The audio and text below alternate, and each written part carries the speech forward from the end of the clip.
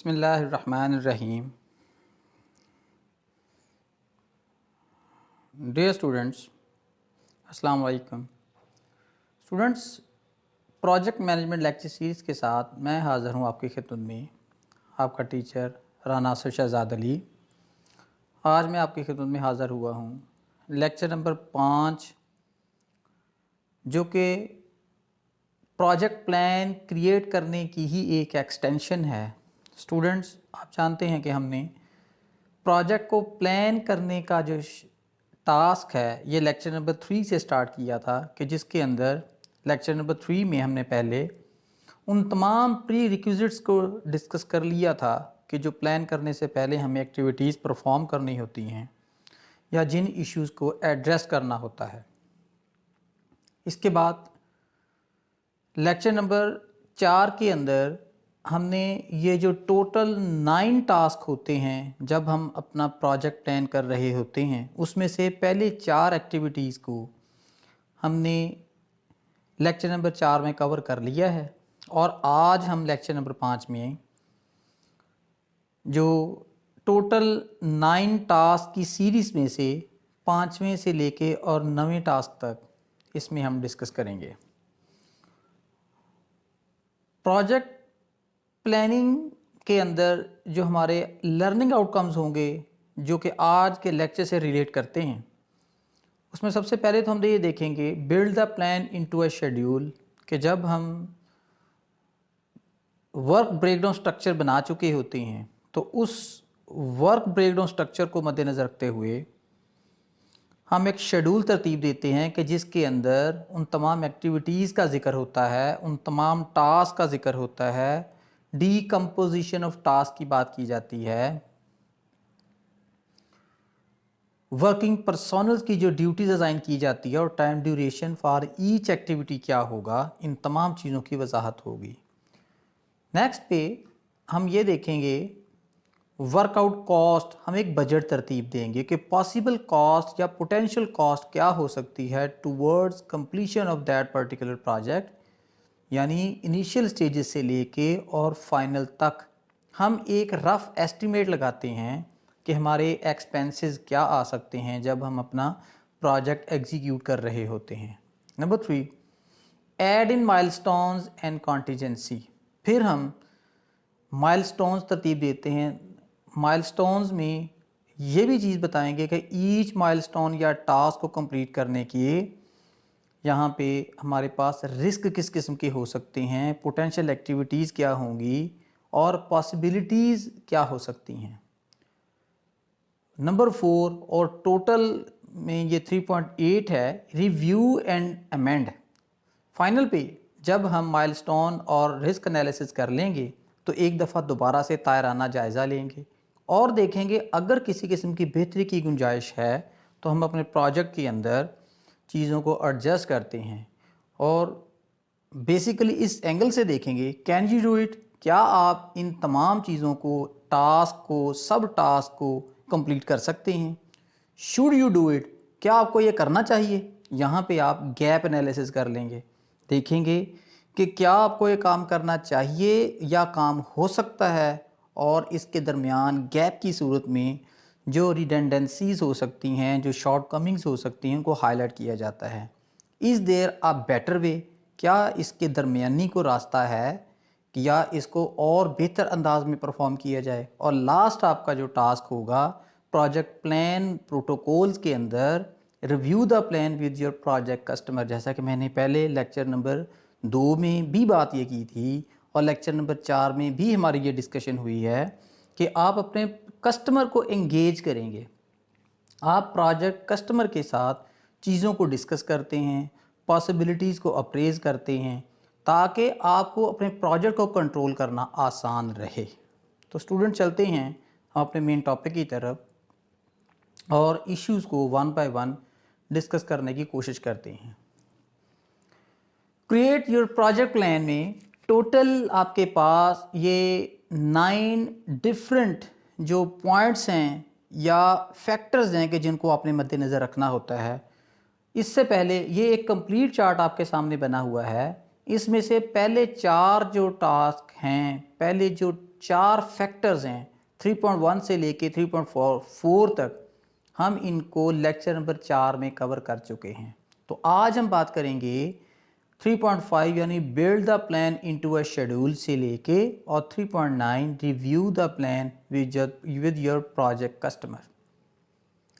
तो चलिए स्टूडेंट देखते हैं वन बाय वन। हमारा आज का पहला, जबकि ओवरऑल प्रोजेक्ट प्लानिंग का factor number 5, build the plan into a schedule, यानी हम एक प्रोजेक्ट का शेड्यूल तरतीब देते हैं। ये एक लाइक अ टाइम टेबल, एक टेबल होगा जिसके अंदर हम प्रोजेक्ट की एक्टिविटीज़ के कोड भी लिखेंगे, और अगर इसके डिकम्पोज्ड यानी सब टास्क भी मौजूद हैं तो उनका भी कोड लिखेंगे, और वजाहत की जाएगी कौन सा काम किस वक्त होगा, इसकी ड्यूरेशन क्या होगी, और आपकी प्रोजेक्ट टीम में से कौन कौन से रिस्पॉन्सिबल ऐसे होंगे जो इन टास्क्स को कंप्लीट करेंगे। The schedule is the start and end dates for each task. हर टास्क के लिए एक स्टार्टिंग टाइम होगा और एक पॉसिबल कंप्लीशन टाइम के बाद उसका एंडिंग टास्क होगा या एंडिंग टाइम होगा। And from that the start and end date for the overall project, यानी हम अपने ओवरऑल प्रोजेक्ट को मुख्तलिफ़ किस्म की एक्टिविटीज़ में या टास्क में तकसीम करते हैं, और हर टास्क का एक स्ट्रेटिफाइड या सिंप्लीफाइड एक टाइम पीरियड होता है जिसकी डेफिनेट स्टार्ट और डेफिनेट एंड होगा।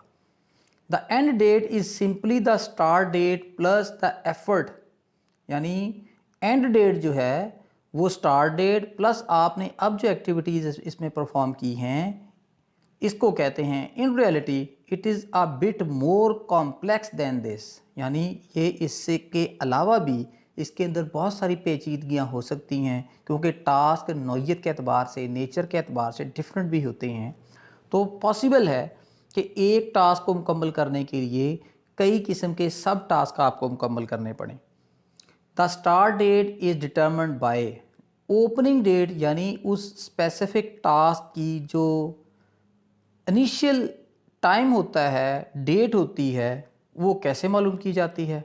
When any predecessor task are finished, यानी उससे पिछली एक्टिविटी जब मुकम्मल हो जाती है तो उसके अगले वाली एक्टिविटी स्टार्ट हो जाती है। मसलन जैसा कि मैंने एक आपके सामने एक एग्जांपल ऑलरेडी पेश की हुई है कि जब हम अपना घर कंप्लीट कर रहे होते हैं, कंस्ट्रक्ट कर रहे होते हैं, जब हमने पहली एक्टिविटी यानी प्लॉट को परचेज़ कर लिया है, देन फिर हमने आर्किटेक्चर से डिस्कस करना है ताकि उसका एक स्ट्रक्चरल डिज़ाइन तैयार किया जाए, उसका एक मैप बनाया जाए। थर्ड एक्टिविटी ये हो सकती है कि हम किसी कंस्ट्रक्टर का अरेंजमेंट करते हैं जो चीज़ों को बना के देगा। And do not forget external dependencies, इसमें ये चीज़ भी मद्देनज़र रखनी होगी कि जो एक्सटर्नल डिपेंडेंसीज होती हैं, यानी कुछ इवेंट्स ऐसे होते हैं जो सर्टन इवेंट्स पे जो है वो बेस करते हैं। मसलन कंस्ट्रक्शन हो रही है, मुख्तलिफ़ किस्म के इक्विपमेंट्स या मशीनरी आपने ऑपरेट करनी होती है जिसके लिए आपको इलेक्ट्रिसिटी की सप्लाई की ज़रूरत होती है, और अगर किसी वजह से बिजली बंद हो जाती है तो इसका मतलब ये हुआ कि आपके जितने वर्किंग प्रोसीजर्स थे मशीन बेस्ड थे, मशीनें बिजली पे बेस कर रही थी, और जब इलेक्ट्रिसिटी फेलियर हो जाएगा तो फिर ये मुमकिन नहीं रहेगा कि आप उन चीज़ों को ऑपरेट कर सके। इसी तरह जो आपका एनवायरनमेंट है, वेदर कंडीशंस हैं, ये भी एक डिपेंडेंसी की कंडीशन हो सकती है। When the people who are to do this task, जब वो लोग के जिनको ये टास्क परफॉर्म करने होते हैं, have completed previous steps they are allocated to work on, यानी उन्होंने अपना पहले टास्क मुकम्मल कर लिया हो तो उनके लिए नए टास्क या एक्टिविटी का तयन किया जाता है और उनको इंगेज किया जाता है। हमने ये लेक्चर नंबर 4 के अंदर चीज़ें डिस्कस की थी कि जो मुख्तलिफ़ किस्म के टीम मेंबर्स होते हैं वो ज़रूरी नहीं होता कि वो एक ही किस्म के टास्क परफॉर्म करते हैं। अगर आपके अंदर अहलियत हो, टीम मेंबर्स में इतनी स्किल मौजूद हों, तो आपसे मल्टीपल टास्क जो है वो कंप्लीट करवाए जा सकते हैं और उस शेड्यूल के मुताबिक आपको डिफरेंट ड्यूटीज़ असाइन की जा सकती हैं। When the people who do this task are available, यानी वो लोग के जो इतनी अहलियत रखते हों कि जो स्पेसिफिक नौयत के काम कर सकते हों, not weekends, not holidays, not doing other non project work, यानी ये कुछ एक्सेप्शंस हैं कि इन चीज़ों को आपने लाजमी मद्देनज़र रखना है कि वो शख्स किसी और प्रोजेक्ट में इन्वॉल्व ना हो, या कोई छुट्टी का दिन ना आ जाए, या ऐसी एक्टिविटीज़ जो ऑलरेडी उसने परफॉर्म ना की हुई हो, नॉन कंस्ट्रक्टिव एक्टिविटीज़, उनको प्रोजेक्ट के अंदर शामिल नहीं करते। This is easiest if every one is 100% on project. ये तयन करना आसान हो जाता है कि वो शख्स कि जो पहले इस नौयत के प्रोजेक्ट कर रहा हो या पिछली एक्टिविटीज़ के अंदर वो इन्वॉल्व रहा हो, तो फिर उसके लिए इस प्रोजेक्ट को अंडरस्टैंड करना, इसकी डिफरेंट टर्मिनोलॉजीज़ को समझना, इसके प्रोटोकॉल्स को अंडरस्टैंड करना आसान हो जाता है। See the end of this section for further points on this.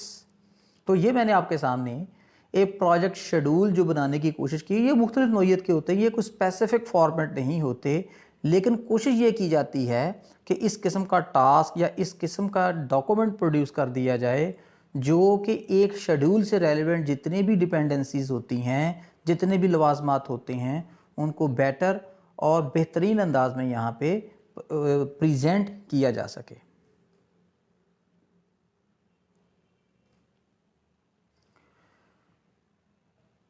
Printable construction schedule, ये मैंने एक और डॉक्यूमेंट बनाया है, यानी जो कि कंस्ट्रक्शन इंडस्ट्री के अंदर इस्तेमाल हो सकता है, कि जिसके अंदर ये एक टेम्पलेट डिज़ाइन किया गया है, जिसके अंदर सबसे पहले प्रोजेक्ट का नेम लिखा जा सकता है, प्रोजेक्ट की स्टार्ट डेट लिखी जा सकती है, प्रोजेक्ट की एंड डेट लिखी जा सकती है, और प्रोजेक्ट ओनर, यानी अगर तो आपने ये प्रोजेक्ट किसी कस्टमर के लिए परफॉर्म करना है तो फिर यहाँ पे कस्टमर का नेम लिख देंगे।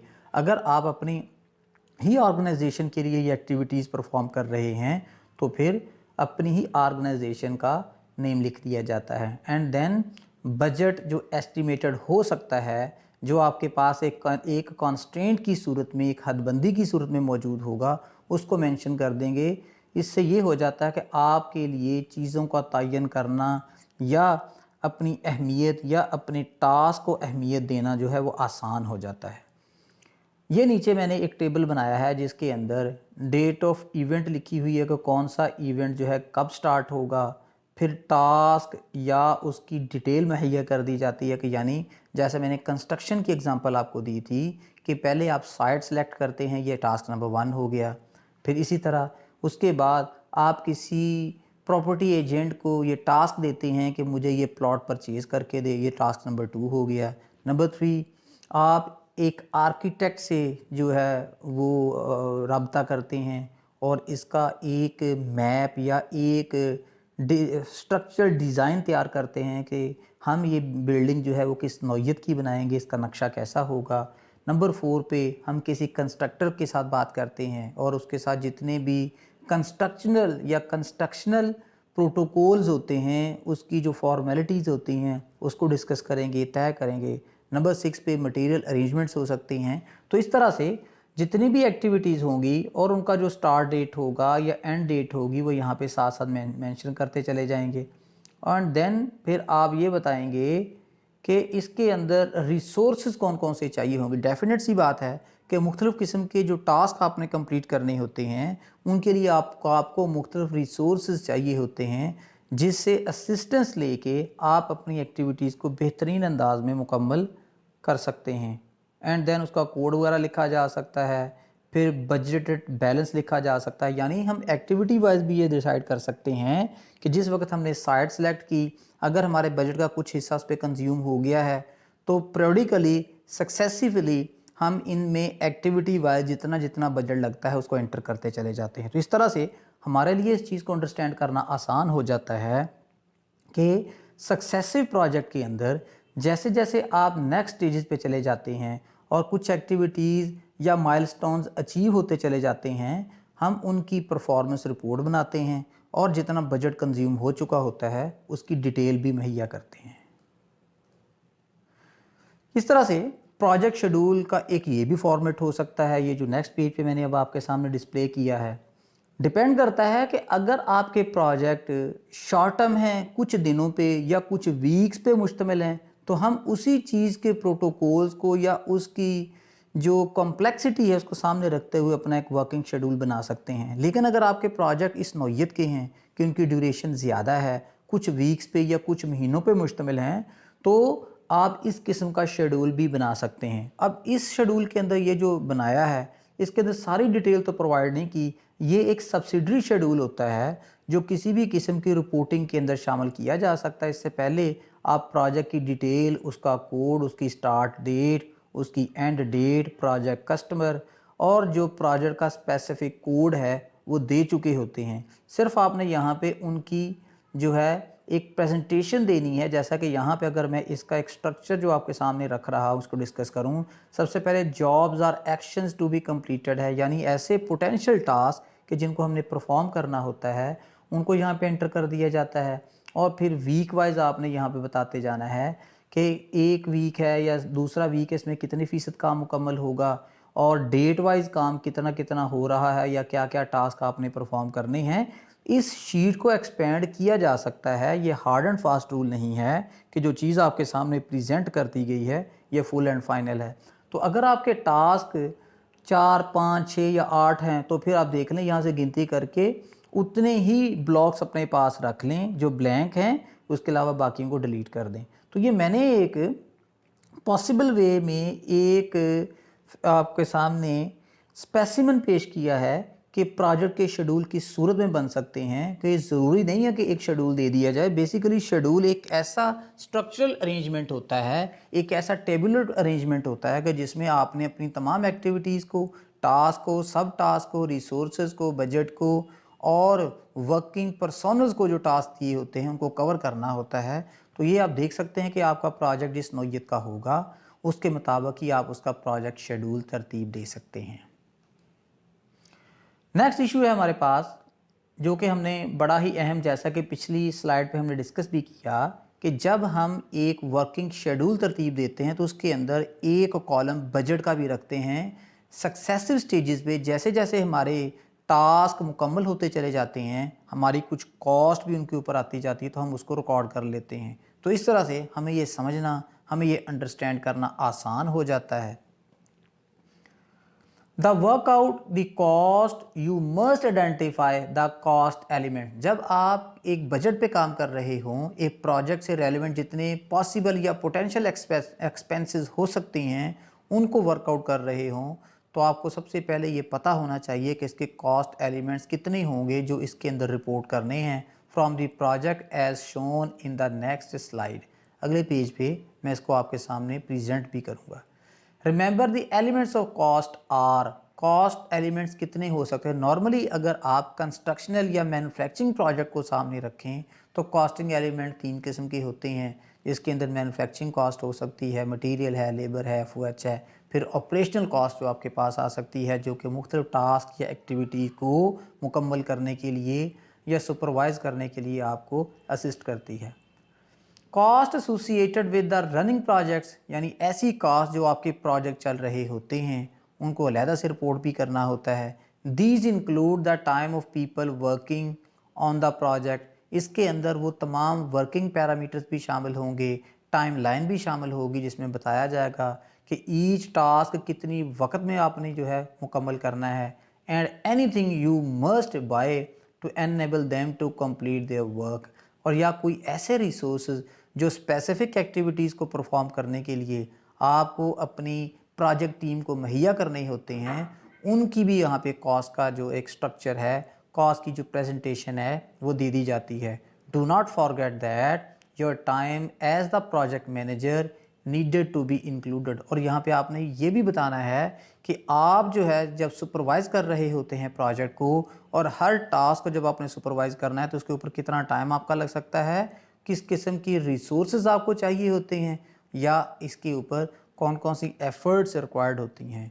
Even though this is not shown as a task on the plan, normal तौर पे जो प्रोजेक्ट मैनेजर की एक्टिविटीज़ होती हैं उनको इस प्रोजेक्ट प्लान के अंदर शो तो नहीं किया जाता, लेकिन डेफिनेट सी बात है कि जब तक आपकी इफ़ेक्टिव सुपरविजन या इफ़ेक्टिव मैनेजमेंट नहीं होगी उस वक्त तक रिक्वायर्ड रिजल्ट्स जो होते हैं उनको अटेन नहीं किया जा सकता।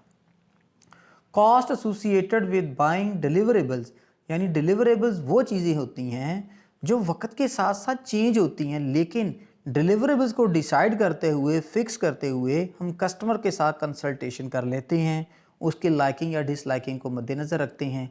और डिलीवरेबल्स वो माइलस्टोन्स होते हैं जो एक्चुअली अचीवेबल होते हैं, कि जिनके अंदर रियलिटी के फैक्टर्स को लाजमी मद्देनज़र रखा जाता है। इमेजिनेशन पे गुफ्तगू नहीं होती, बल्कि चीज़ों की अटेनेबिलिटी को देखा जा सकता है, उनकी कॉम्प्लेक्सिटी को देखा जा सकता है, और उनके कंप्यूटेशनल पैरामीटर्स जो हैं वो मद्देनज़र रखे जाते हैं। Or anything use to create your deliverables on the project, और या कोई भी ऐसा रिसोर्स या कोई ऐसी चीज़ जो इन डिलीवरेबल्स को अचीव करने में आपकी मदद कर सकती है, उन चीज़ों की वजाहत करना, उनको अपने शेड्यूल के अंदर या वर्किंग पैरामीटर्स के अंदर शो करना भी ज़रूरी होता है। ये मैंने आपके सामने एक शेड्यूल जो है वो बनाया है कि जिसके अंदर हम बजट तरतीब दे सकते हैं या अपने प्रोजेक्ट से रेलिवेंट जितनी भी चीज़ें हैं उनको यहाँ पे रिपोर्ट कर सकते हैं। ये भी इसके लिए भी कोई हार्ड एंड फास्ट टूल नहीं होता। जैसे आप सभी जानते हैं कि मुख्तलिफ़ किस्म के प्रोजेक्ट अपनी नौइयत या नेचर के एतबार से डिफरेंट होते हैं, तो उनके ऊपर वकूफ़ पज़ीर होने वाली लगने वाली लागत भी डिफरेंट होती है। तो जैसे कॉस्ट का वकूफ़ पज़ीर होना डिफरेंट होगा, कास्ट की नेचर डिफरेंट होगी, वैसे वैसे आप उस कॉस्ट को रिपोर्ट करने के लिए जो फैसिलिटेशन शेड्यूल बनाते हैं वो भी डिफ़र कर सकता है। तो ये मैंने एक नॉर्मल कंस्ट्रक्शन प्रोजेक्ट के अंदर इस्तेमाल होने वाला जो बजट फॉर्मेट है या कॉस्ट प्रेजेंटेशन टेम्पलेट है उसको मैं शो कर रहा हूँ, जिसके अंदर आप आइटम का नेम लिखेंगे, कौन सी चीज़ें। अगर हम पहले नंबर पे ये देखते हैं कि प्रोजेक्ट या प्रोडक्ट के एक्सपेंसेस क्या हो रहे हैं, किस नौइयत का ख़र्चा, उसका नेम बताना है, उसकी थोड़ी सी डिटेल मुहैया करनी है, कितने यूनिट आपने परचेज़ किए हैं या कंज्यूम किए हैं, एक यूनिट का रेट क्या होगा और टोटल इसका क्या बनता है। तो इस तरह से जितनी भी आइटम आपने परचेज़ की होंगी, जितने भी एलिमेंट्स के ऊपर आपने कॉस्ट इनकर की होगी,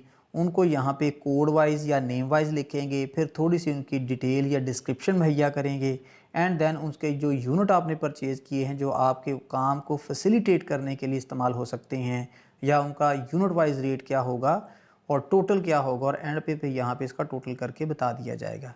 इसी तरह लेबर एक्सपेंसेस को लिखा जाता है, यानी पहले मरहले पे तो हमने मटेरियल की या उन इक्विपमेंट्स की या उस सपोर्टिंग मटेरियल की बात कर ली जो प्रोजेक्ट को कंप्लीट करने के लिए लाजमी हो सकते हैं, जबकि इस स्टेज पे हम लेबर रिलेटेड जो इश्यूज़ होंगे उनको रिपोर्ट कर सकते हैं। स्टूडेंट्स, ये चीज़ मद्देनज़र रखने की है कि मुख्तलिफ मैन्युफैक्चरिंग कंसर्न जो होते हैं या प्रोजेक्ट्स जो होते हैं उसके अंदर जो मेजर कॉस्ट होती है वो लेबर की ही होती है। जितने हाई क्लास प्रोफेशनल्स आपने इंगेज किए होंगे अपने प्रोजेक्ट के अंदर, तो डेफिनेट सी बात है कि उनके रेट्स कंपेटिटिवली हाई होते हैं और वो प्रोजेक्ट की कॉस्ट को बढ़ाने का बायस बन सकते हैं। तो बिल्कुल इस तरह से आपने जौन सी आइटम है या जिस स्पेसिफिक पर्सन ने काम परफॉर्म किया उसका हवाला देंगे, उसकी थोड़ी सी डिटेल मुहैया करेंगे, कितने घंटे किसी स्पेसिफिक टास्क पे उस प्रोफेशनल ने काम किया होगा, आर्ली रेट उसको क्या ऑफ़र किया जा रहा है और इस तरह से टोटल क्या बनेगा। तो जितने भी लेबर जो स्पेसिफिक एक्टिविटीज़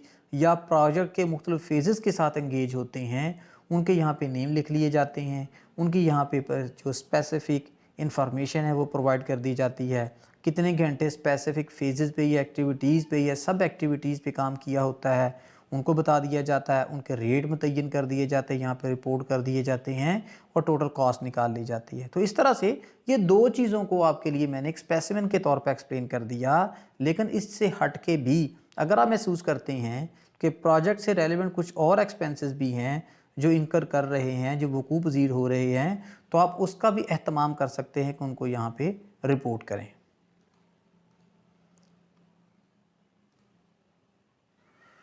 नेक्स्ट इशू है हमारे पास 3.7 जो है add in milestones and contingency. यानी जब हम एक बजट एस्टिमेट भी लगा लेते हैं, हमें ये पता चल जाता है कि पॉसिबल या पोटेंशियल कॉस्ट क्या हो सकती है हमारे प्रोजेक्ट की। बेसिकली जो हम एक एस्टिमेट या बजट तैयार करते हैं वो एक रफ़ एस्टिमेट होता है, वो कोई हार्ड एंड फास्ट टूल नहीं है कि आपने उतना ही रखना है। उसमें कमी बेशी हो सकती है, क्योंकि पहले हमने बात की है कि जब हम प्रोजेक्ट को परफॉर्म कर रहे होते हैं, डिफरेंट एक्टिविटीज़ देख रहे होते हैं, तो उसमें हमें ये देखना होता है कि कुछ एक्सटर्नल डिपेंडेंसीज़ होती हैं कि जिससे फ़रार मुमकिन नहीं होता या जो लाजमी होती हैं, और उनको लाजमी मद्देनज़र रखा जाता है जब हम अपना बजट तरतीब देते हैं। अब यहाँ पे हम बात करेंगे माइलस्टोन या कॉन्टीजेंसीज की। Put in milestones that give some key dates and that will help communicate and explain the plan to your customer. जब अपने कस्टमर के साथ आप चीज़ों को डिस्कस करते हैं तो कुछ टाइम की गुफ्तगू भी होती है, एक्टिविटीज़ का तयन भी किया जाता है, और उन एक्टिविटीज़ से रेलिवेंट जिस किस्म के रिस्क हो सकते हैं, पॉसिबिलिटीज़ हो सकती हैं, ख़तरात या थ्रेट्स हो सकते हैं, उनका भी अंदाज़ा लगाना ज़रूरी होता है। And which you can use as overall market of progress या मार्कर्स ऑफ प्रोग्रेस। आप कुछ चीज़ों को जब टास्क में सर्टन एक्टिविटीज़ को तकसीम करते हैं तो ये इस चीज़ की अलामत होती है कि आप उसके जो वर्किंग नॉर्म्स होते हैं, पैरामीटर्स होते हैं, उनको मद्देनज़र रख रहे हैं। टू सेलेक्ट माइलस्टोन, और जब आप मुख्तलिफ़ किस्म के माइलस्टोन्स सेलेक्ट कर रहे हों, choose the key events that are meaningful. आप की एलिमेंट्स को हाईलाइट करते हैं जो कि अहमियत रखते हैं towards the completion and execution of that particular customer or project. You add contingency to account for the inherent risk in the project. फिर आपने कुछ पैरामीटर्स ऐसे डिसाइड करने हैं कि उस प्रोजेक्ट से रेलिवेंट या उससे जुड़े हुए जो रिस्क या रिटर्न के पैटर्न्स होते हैं उनको हाईलाइट किया जाता है। बिजनेस के अंदर कोई भी कंडीशन ऐसी नहीं होती कि जिसके अंदर आप रिस्क को बिल्कुल ही मिनिमाइज़ कर दें या नेगलेक्ट कर दें। फिज़िकली ऐसे पॉसिबल नहीं होता। This can be done in two ways. और ये जो रिस्क एनालिसिस होता है कि जिसमें आप मुख्तलिफ़ किस्म की कॉन्टीजेंसीज़ या एम्बिग्यूटीज़ को एक्सपेक्ट करते हैं, इमेजिन करते हैं या रिपोर्ट करते हैं, वो क्या हो सकते हैं। Number 1, as a top down estimate, यानी ऊपर से एस्टीमेट लगाना। जो आपकी कंपनी की या आपके प्रोजेक्ट की हायर लेवल मैनेजमेंट होती है वो एक एस्टीमेट लगाती है, फिर उसको कम्युनिकेट कर दिया जाता है लोअर लेवल पे, फिर वो उसके अंदर देखती है, और अगर कोई चीज़ इसमें ऐड हो सकती हो या कोई टेक्निकलिटीज़ में से डिलीट करनी हो तो की जा सकती है। Looking at the whole plan and using a feel for how, यानी आप एक दफ़ा तमाम बने हुए प्लान का सरसरी सा जायज़ा लेते हैं और फिर देखते हैं कि कौन सी चीज़ें ऐसी हैं जो रेलेवेंट इसमें शामिल हो गई हैं और कौन सी चीज़ें ऐसी हैं जो नॉन रेलेवेंट है, जिनको यहाँ से रिमूव या नेगलेक्ट करने की ज़रूरत है। Much risk there is. और जैसा कि मैंने पहले कहा कि बिज़नेस के प्रोजेक्ट जो होते हैं वो रिस्क फ्री नहीं होते। This is effectively a project managers in intuition, यानी इंट्यूशन प्रोजेक्ट मैनेजर की फ़ैसला साजी की वो अहलियत होती है कि जिसमें वो चीज़ों के मुतल्लक अपने पर्सनल एक्सपीरियंस, पर्सनल फीलिंग या पर्सनल ऑब्जर्वेशन की बुनियाद पे फ़ैसला करता है। Or gut feel about the project, यानी वो एक एस्टिमेट लगा सकता है कि इस प्रोजेक्ट के पॉसिबल आउटकम्स या पॉसिबिलिटी टारगेट्स या ऑब्जेक्टिव्स क्या हो सकते हैं। Number 2, as a bottom up estimate, यानी नीचे से ऊपर की तरफ जाना। Looking at every individual task in the plan and, यानी स्टार्ट में आप क्या करेंगे, जितने भी आपने प्लान या आपने टास्क उसके तरतीब दे दिए हैं किसी प्रोजेक्ट को मुकम्मल करने के, one by one each task को आप देखते चले जाते हैं और उनके दरमियान एक रिजेंबलेंस या डिफरेंस तलाश करने की कोशिश करते हैं। अगर मुख्तलिफ़ किस्म के टास्क एक दूसरे से डिफ्रेंशिएट करते हैं तो उनको डिफरेंट टास्क के अंदर ही रखा जाता है। लेकिन अगर आप महसूस करें कि कुछ टास्क या माइलस्टोन्स ऐसे हैं कि जिनके अंदर रिजेंबलेंस है, इश्तराक है या वो मुश्तरक है नौइयत के एतबार से, तो उनको इकट्ठा कर दिया जाता है, मर्ज कर दिया जाता है। Identifying how much risk there is associated with the every time and cost estimate. यह जाहिर सी बात है कि बिज़नेस के अंदर कोई भी ऐसा प्रोजेक्ट नहीं होता जिसमें risk and return trade off को मद्देनज़र नहीं रखते।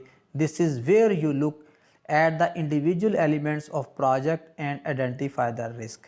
फिर हम क्या करें, इसका बेहतरीन तरीका तो यही हो सकता है कि हमने अपने प्रोजेक्ट को जितने भी पैरामीटर्स के अंदर या टास्क के अंदर डिवाइड किया है, ईच टास्क को वन बाय वन देखते चले जाएं और उसके अंदर रिस्क या कॉस्टिंग फैक्टर या उसकी जो probability ऑफ लॉसेस हैं उसको मद्देनज़र रखते जाएं। And contingency, add contingency for each of them, और हर टास्क से रेलिवेंट अगर कोई चीज़ अनक्लियर हो सकती है, कोई एम्बिगुइटी हो सकती है या पोटेंशियल थ्रेट्स हो सकती हैं, उसको साथ साथ हाईलाइट करते चले जाते हैं और अपनी रिपोर्ट में इंक्लूड करते जाते हैं। This is a generally more accurate, ये बड़ा ही आजमाया हुआ और बेहतरीन तरीका है, but can be very time consuming.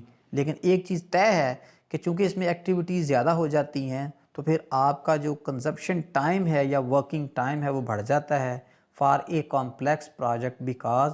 और अगर आपके प्रोजेक्ट पहले ही जो ज़रा थोड़ा मुश्किल पे या पेचीदा सूरत हाल पे मुश्तमिल हों तो फिर आपके लिए इसको समझना ज़रा मुश्किल होता है। यू मे हैव हर्डल या hundreds of task to review. बाज़ बात ऐसे भी होता है, बाज़ प्रोजेक्ट ऐसे होते हैं कि जिसके साथ जुड़े हुए task too much too many होते हैं कि उनको फिर अरेंज करना या ज़हन में उनका खाका तैयार करना ज़रा मुश्किल होता है। तो इस काम के लिए फिर हम डिफरेंट किस्म के जो सॉफ्टवेयर हैं उनकी मदद लेते हैं, जैसा कि आप भी इसको आने वाले लेक्चर्स में प्रोजेक्ट मैनेजमेंट जो सॉफ्टवेयर है वो माइक्रोसॉफ्ट ने दिया है उसकी हम इंशाल्लाह प्रैक्टिस करेंगे। कि माइलस्टोन और रोड मैप टेम्पलेट भी आपके सामने मैं पेश कर रहा हूँ कि जिसके अंदर ये भी वो हार्ड एंड फास्ट टूल नहीं है, ये project to project, activity to activity depend करता है कि इसके अंदर क्या कॉम्प्लेक्सिटीज़ हो सकती हैं। तो माइलस्टोन एंड रोड टेम्पलेट के अंदर आप मुख्तलिफ पीरियड्स को, चाहे वो क्वार्टर की सूरत में हो, चाहे वो ईयर की सूरत में हो, मंथ की सूरत में उसको रिपोर्ट किया जा सकता है। फिर उसके नीचे जितने जितने ईच क्वार्टर में या वर्किंग पीरियड के अंदर जितने महीने होते हैं उनको लिखा जा सकता है। और ये साथ साथ हमने कुछ टास्क हाईलाइट किए हैं जिसकी पहले हमने पॉलिसी क्या तरतीब दी हुई है कि सबसे पहले स्टेटिंग की क्या है। जो ये लाइट ब्लू कलर का आपके पास है ये प्लानिंग का है, यानी इसका मतलब ये हुआ ये जहाँ जहाँ पे भी आपको कलर नज़र आ रहा होगा ये प्लानिंग को शो करेगा। ये जो थोड़ा सा डार्क कलर है ये अप्रूव्ड, यानी वो एक्टिविटीज़ या वो वर्किंग नॉर्म्स या प्रोटोकॉल या वर्क्स कि जिनको अलाउ किया गया है आप परफॉर्म करेंगे। फिर ये है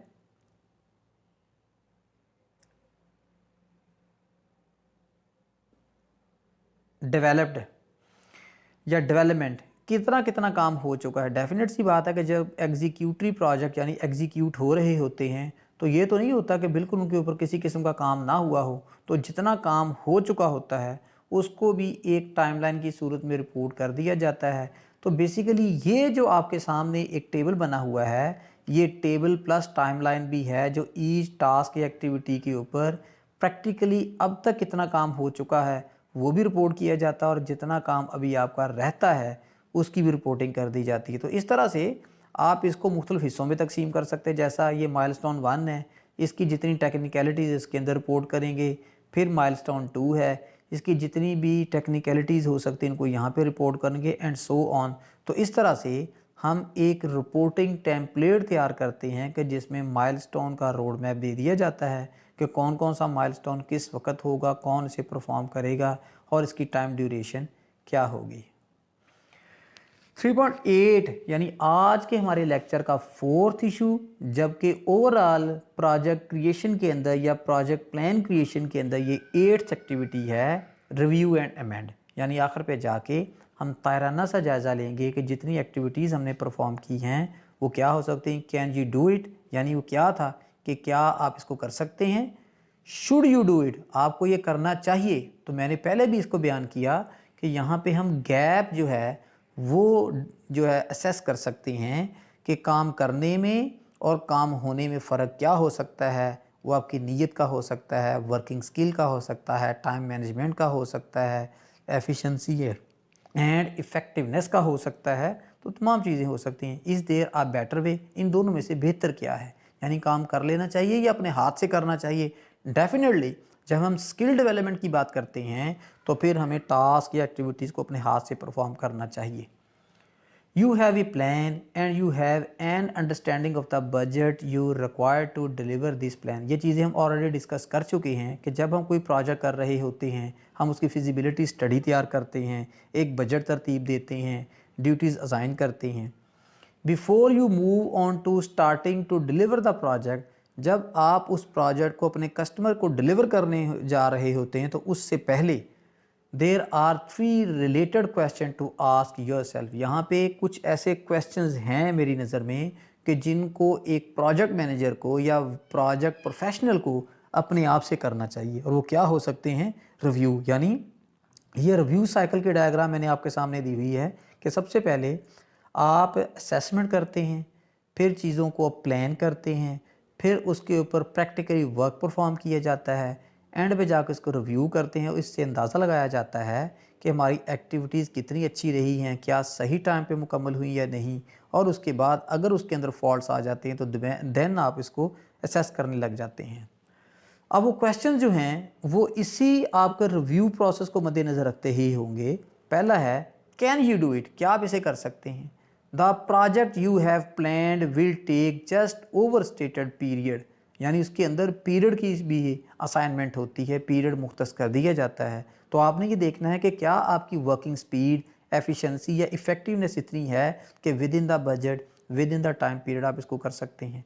शुड यू डू इट, क्या आपको करना चाहिए? Going back to your original reason for your project, यानी स्टार्ट में जो हमने देखा था कि आपके प्रोजेक्ट को परफॉर्म करने की रीज़न क्या है, क्या आप अपने किसी कस्टमर के लिए ये प्रोजेक्ट कंप्लीट कर रहे हैं या अपनी ही ऑर्गेनाइजेशन के लिए? Will the plan you have developed meet it, और जब से आपने इसका प्लान बनाया है उसके कुछ एक्टिविटीज़ या डिलीवरेबल्स को आपने अगर मुकम्मल कर लिया है तो क्या आपके टारगेट पे या आपकी टास्क अटेनमेंट के साथ इसका कोई रिलेशन नज़र आ रहा है? तो इस लेवल पे इसको लाजमी देख लिया जाता है। Can you do it any better way, क्या आप इसको किसी और बेहतरीन तरीके से कर सकते हैं? Your plan is just one way of doing the work, आपका प्लान तो सिर्फ एक ही रास्ता, एक ही तरीक़ेकार या एक ही टेक्निक की जस्टिफिकेशन दे रहा होगा। लेकिन हम देखते हैं इस वक्त जितनी रिसर्च हो रही है मुख्तलिफ चीज़ों पे, तो एक एक टास्क या एक्टिविटीज़ को मुकम्मल करने के डिफरेंट रूट्स और डिफरेंट जो तरीक़ेकार हैं, डिफरेंट पैरामीटर्स हैं, वो वकूफ़ पज़ीर हो चुके हैं, वो दरियाफ़्त किए जा चुके हैं। Is there any way you can juggle the plan to do it faster, cheaper और बेटर, यानी आपने अंदाज़ा लगाना होता है। तो ये आपके पास अवेलेबल टाइम और बजट को मद्देनज़र रखते हुए देखा जाता है।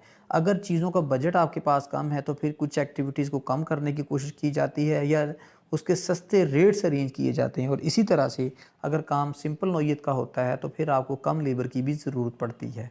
You do not need to look at everything, ये ज़रूरी नहीं है कि प्रोजेक्ट के अंदर हर चीज़ पे ही आप नज़र रखें, but by exploring the key item, लेकिन अगर कुछ नई चीज़ों को आप दरियाफ्त या रिपोर्ट करना चाहते हैं, बनाना चाहते हैं, एक्सप्लोर करना चाहते हैं, in cost and the things that make the time lines as long as it is, यानी टाइमलाइन वो एक पैरामीटर होता है जो प्रेजेंटेशन देता है कि जब हम अपना प्रोजेक्ट परफॉर्म करते हैं उसमें से कितना काम कितनी देर में मुकम्मल करेंगे, और उस काम को करते हुए कुछ मुख्तलिफ़ किस्म के जो मसाइल या प्रॉब्लम्स आती हैं या मुख्तलिफ़ रोड ब्लॉक्स आते हैं तो उनको भी रिपोर्ट किया जाता है।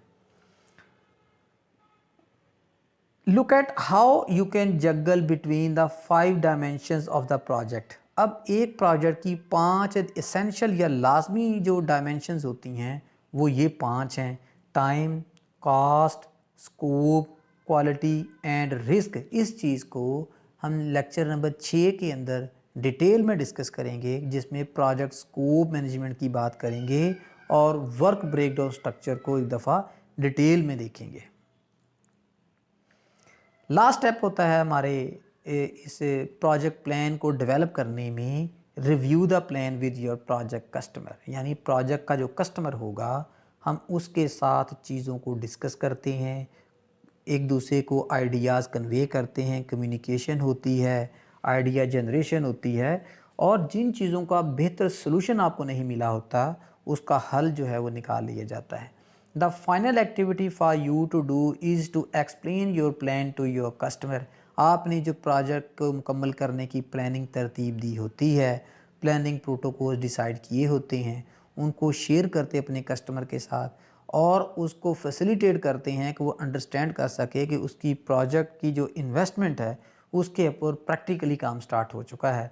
The key information they will probably be interest, the time and cost of your project. और वैसे तो हमने 5 एलिमेंट्स को एक स्कोप स्टेटमेंट का हिस्सा बनाया है, लेकिन मोस्ट प्रॉबेबली 2 चीज़ें ऐसी होती हैं कि जिसका प्रोजेक्ट कस्टमर के साथ ताल्लुक गहरा होता है। एक उसका टाइम का, कि with in the budgeted time या उससे भी पहले प्रोजेक्ट मुकम्मल होना चाहिए, और दूसरा उसकी कॉस्ट कम से कम हो। वंस दे अंडरस्टैंड दिस, एक दफ़ा वो ये चीज़ समझ जाएंगे एंड एक्सेप्ट इट, और इसको वो कबूल कर लेंगे, then you will move to the next step, फिर आप अगले स्टेप की तरफ मूव कर जाएंगे, डिलीवरिंग योर प्रोजेक्ट, यानी अपना प्रोजेक्ट जो आपने मुकम्मल कर लिया है वो अपने कस्टमर के हैंड ओवर करना है। When your customer review the plan, जब आपका कस्टमर उस प्लान को एक दफ़ा देखेगा, there are typically 2 challenges they may give you, तो वो 2 किस्म के चैलेंजेस प्रोजेक्ट का जो मैनेजर होगा या क्रिएटर ऑफ प्लानिंग शीट होगा, उसके लिए 2 किस्म के मसाइल यहाँ पे हो सकते हैं, उसकी तरफ से राय आ सकती है, विच यू शुड अवॉइड, जिससे आपने अवॉइड करने की कोशिश करनी है। यानी अपने कस्टमर को ऐसे एंगेज रखना है कि उसके ऊपर या उसके पास इतना टाइम ही ना हो कि वो आपके लिए किसी किस्म के मसले को क्रिएट करे या वो आपके लिए इसको मतलब करे। Your customer may well ask for, आपका कस्टमर आपसे किस किस्म की चीज़ें पूछ सकता है। ज़ाहिर सी बात है कि वो इतने प्रोफेशनल तो होते नहीं हैं, ना इतना वर्किंग एक्सपीरियंस होता है, लेकिन चूंकि डिमांड पैटर्न को मद्देनज़र रखते हुए आपसे प्रोजेक्ट करवा रहे होते हैं, तो अपनी क्लियर अंडरस्टैंडिंग के लिए वो कुछ क्वेश्चंस कर सकते हैं, और वो क्या हो सकते हैं। The project to be done more quickly and cheaply, जो प्रोडक्ट है उसको आप अच्छे तरीके से और बेहतरीन तरीके से और कम कॉस्ट में परफॉर्म करने की कोशिश करें। Resist the temptation to agree this, ये मुश्किल होता है प्रोजेक्ट मैनेजर के लिए कि वो प्रोजेक्ट की क्वालिटी पे या उसकी कॉस्ट पे किसी किस्म का कंप्रोमाइज़ करें, लेकिन चूंकि कस्टमर की विलिंग को, उसकी जो मशवरा है, उसकी जो कंसल्टेशन है, उसको साथ लेके चलना होता है, तो फिर कंपनियां इस चीज़ पे काम स्टार्ट करती हैं कि जो प्लान आपने तरतीब दिया है उसको विद इन द टाइम और विद इन द बजट मुकम्मल करने की कोशिश की जाए। You know much more about the plan than they do, यानी प्रोजेक्ट का प्लान बनाना आपके लिए आसानी और ईज़ पैदा करता है कि कौन सी एक्टिविटी कब और कैसे आपने परफॉर्म करनी है। If they have a great idea to a great idea as to how to achieve the reduction of time and cost, कि ये कैसे मुमकिन होगा कि आप प्रोजेक्ट का जो स्टेटेड टाइम है उसको मिनिमाइज़ करें, या उसकी जो स्टेटेड कॉस्ट है, जो जिसकी आपने फिजिबिलिटी जो स्टडी की बुनियाद पे एक बजट तरतीब दिया होता है, उसमें किसी चीज़ की या किसी शय की चेंज की जाए।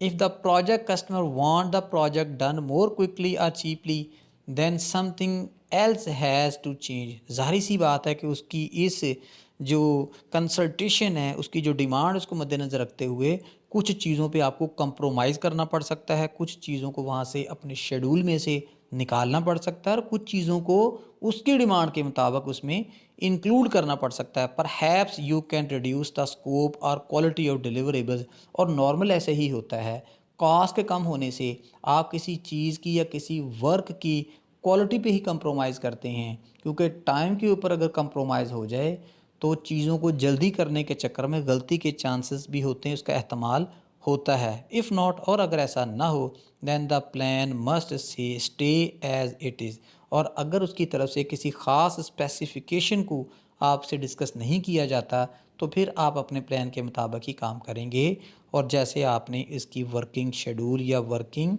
पे टाइम टेबल्स तरतीब दिए होते हैं।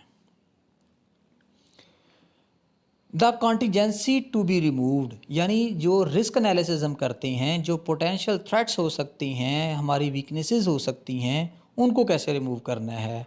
Your customer may think that if the project is planned properly, अगर आपका प्रोजेक्ट प्रॉपरली प्लान हुआ हो, you do not really need the contingency, तो फिर ज़ाहिर सी बात है कि जब हर चीज़ के ऊपर गौर वस हुआ होगा, तमाम चीज़ों को, कॉम्प्लेक्सिटीज़ को, ईज़ को, डिफ़िकल्टीज़ एंड प्रॉब्लम को डिस्कस किया होगा, तो ये मुमकिन नहीं होता कि वहाँ पे किस किस्म की को पोटेंशियल कॉन्टीजेंसीज़ जो हैं वो आ जाएं। You know you need it, आपको पता है कि आपको इसकी ज़रूरत है, but it can be difficult to justify, लेकिन इस चीज़ को, इसकी वजाहत देनी ज़रा मुश्किल होती है, तो आप कस्टमर को इग्नोर नहीं कर सकते। The way you justify it depends on the relationship with your customer. ये वही बात कि आप जब इस चीज़ को एड्रेस करते हैं, रिपोर्ट करते हैं, तो इस चीज़ को मद्देनज़र रखना होगा कि आपका अपने कस्टमर के साथ किस किस्म का रिलेशन है। But you have three main choices, लेकिन आपके पास फिर भी तीन चॉइसेस होती हैं। एक प्रोफेशनल इंटेग्रल मैनेजर जो होता है, वो हर चीज़ को करते हुए कुछ स्टैंडर्ड्स, कुछ मेरिट्स मुरतब करता है। Try to convince them the contingency is essential. आप उन्हें इस चीज़ पे कायल करें कि जब प्रोजेक्ट कर रहे होते हैं, एग्जीक्यूट कर रहे होते हैं, तो मुख्तलिफ़ किस्म की कॉन्टीजेंसी या रिस्क का सामना करना पड़ता है। This is the best way, ये बेहतरीन तरीका है। But it is not always possible, लेकिन ये हर तरह से पॉसिबल नहीं होता। बाद कस्टमर्स ऐसे होते हैं जो चीज़ों को प्रोजेक्ट मैनेजर की रिकमेंडेशन पे नहीं करवाते, बल्कि अपनी डिमांड को फॉलो करते हैं, अपनी ज़रूरियात को फॉलो करते हैं। तो अपनी डिमांड पैटर्न के अंदर जो चेंज होती है, वो कस्टमर अमूमी तौर पे लाइक नहीं करता। Consider the contingency as an insurance premium. तो फिर आप क्या करते हैं, इस तरह के जो रिस्क इसके अंदर होते हैं, उसको इंश्योरेंस की मदद से कवर करते हैं। Show them only the milestone, उसको सिर्फ माइलस्टोन्स का बताइए कि हमने जो मुख्तलिफ़ किस्म के टास्क प्रोजेक्ट के कंप्लीट करने के लिए डिसाइड किए थे, उनके अंदर मेजर माइलस्टोन्स क्या हैं। Do not explain the detail plan, उसके साथ सारा प्लान आप डिस्कस ना करें, but only explain the high level milestones, या उन चीज़ों को उसके साथ डिस्कस करें जो चीदा चीदा हैं, या जिन चीज़ों की जो सेंस है उस कस्टमर के अंदर डेवलप हो सकती है। In the example use in the chapter, the project completion is shown as 30 October. ये जो हमने अपने ऑफिस को डेकोरेट करने का एक प्रोजेक्ट स्टार्ट किया हुआ था, जिसका जिक्र हमने लेक्चर नंबर 2 और लेक्चर नंबर 3 के अंदर किया था, उसी के हवाले से बात हो रही है। इफ़ यू डिलीवर ऑन 5 सितंबर, यानी आप उसको पहले ही 5 सितंबर को डिलीवर कर दें, and save them some money, they will be very happy. यानी अगर आप अपने कस्टमर को एक ईज़ या असिस्टेंस देते हैं कि वो अपना टाइम और कॉस्ट को बचा सके, तो ये भी अपने कस्टमर की लॉयल्टी गेन करने वाली बात होती है। ये एक अच्छी स्ट्रेटजी है। Hide the contingency by padding out the other task, यानी मेन चीज़ें जो कि बताना ज़रूरी नहीं होती या जिनको आप इग्नोर नहीं कर सकते, उन चीज़ों को कुछ मेन माइलस्टोन्स या एक्टिविटीज़ के साथ जुड़ा रहने दें। This is not a good way, ये एक अच्छा तरीका तो नहीं है, लेकिन रिपोर्टिंग के लिए ठीक नहीं है। लेकिन जब आप प्रैक्टिकली इस पे वर्क परफॉर्म कर रहे हों, तो फिर आपने इन चीज़ों को जिनको कस्टमर के सामने रिपोर्ट नहीं किया, अपनी कंसिडरेशन में ज़रूर लेके आना है। ऑफ मैनेजिंग वर्क, ऑल दो it is often what project manager do, लेकिन हर जगह पे ऐसे नहीं होता। लेकिन जो इंटेग्रल मैनेजर्स होते हैं, प्रोफेशनल मैनेजर्स होते हैं, वो तमाम चीज़ों के जो तकाज़े होते हैं उनको मद्देनज़र रखेंगे, इनको कभी भी वो इग्नोर नहीं कर सकते। If they really insist on analysing the plan, अगर वो इस चीज़ पे गौर करें, ज़ोर दें कि आप इस प्लान को का तज्ज़िया करें, इसके ऊपर आप कोई माहराना राय दें, एंड रिमूविंग द कॉन्टीजेंसी, और वो तमाम चीज़ें जो इस प्रोजेक्ट की डेवलपमेंट के अंदर रिस्क की सूरत में मौजूद हैं, अनक्लैरिटीज़ मौजूद हैं या एम्बिग्युइटीज़ मौजूद हैं, get the customer to accept the risk, और उसको इस तरह से तैयार करें कि अगर इसके दौरान मुख्तलिफ़ किस्म के रिस्क का सामना करना पड़ता है, तो ये एक रूटीन मैटर होगा जिसको आप इग्नोर नहीं कर सकते। तो स्टूडेंट, इसके साथ ही हमारे जो 9 पैरामीटर्स थे, 9 फैक्टर्स थे जो प्रोजेक्ट प्लान को क्रिएट करते हुए हमने मद्देनज़र रखने होते हैं, उसको मुकम्मल किया।